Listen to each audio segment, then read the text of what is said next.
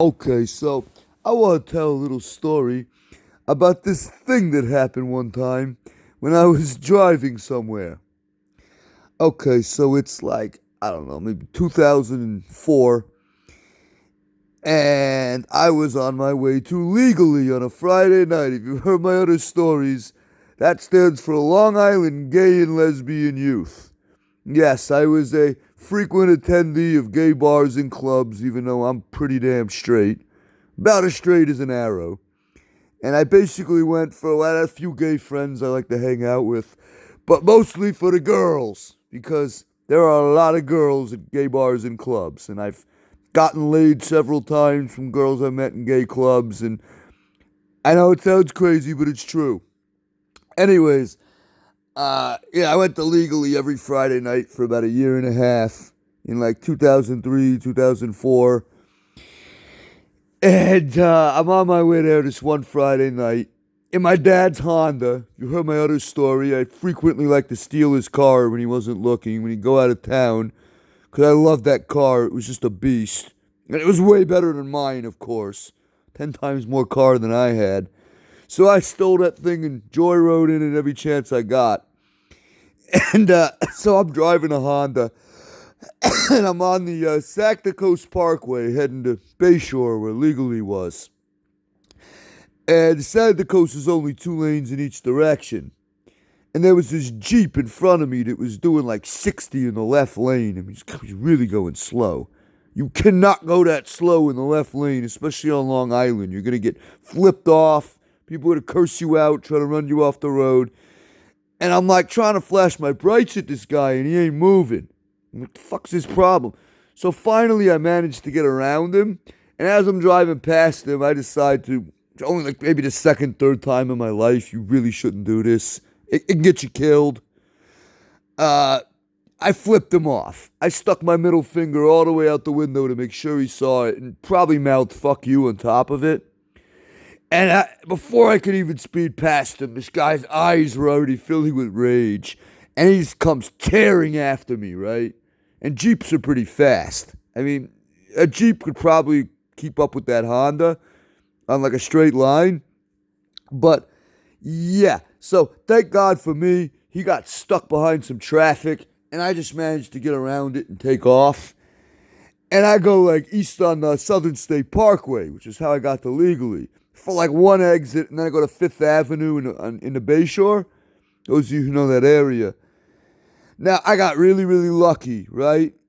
A religious person might say God was with me that day, night. Normally, there was a line of like 20 cars to go make that right from the service road to the Southern State on a 5th. But somehow, for the only time maybe ever, I was the only car turning right. So I was able to go right up to the intersection and turn.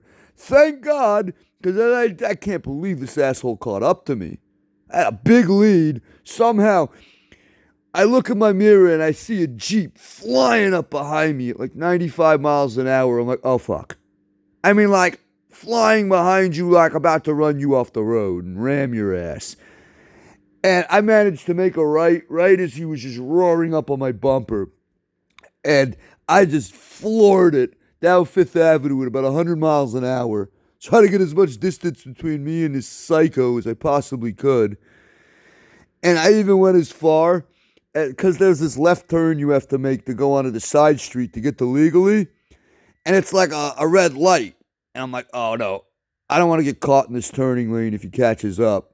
So I even went as far as to go down the Montauk Highway, make a right, make a U-turn, double back so he couldn't get me.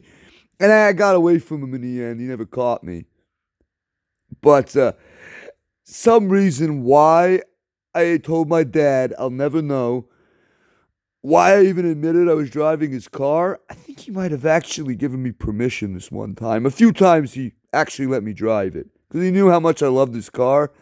So sometimes he'd be like, all right, fine, you could have it this weekend. You better not speed in it, David. Yeah, right.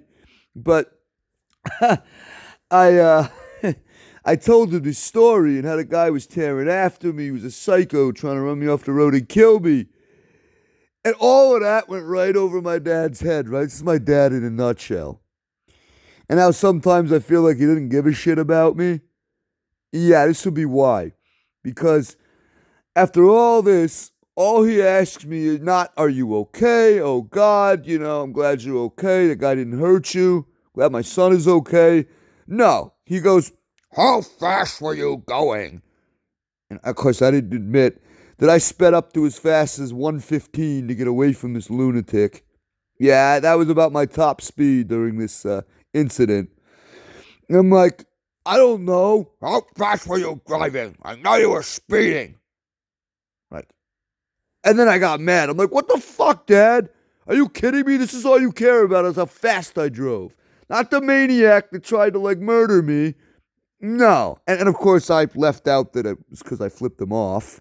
Then my dad definitely would have had a sympathy factor of less than zero, less than it already was.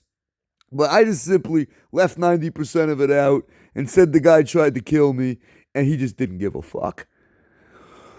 But yeah, so that was my little story about this time. I was on my way to Legally on a Friday night. This asshole in a Jeep was driving way too slow and passed him and flipped him off, and he came tearing after me.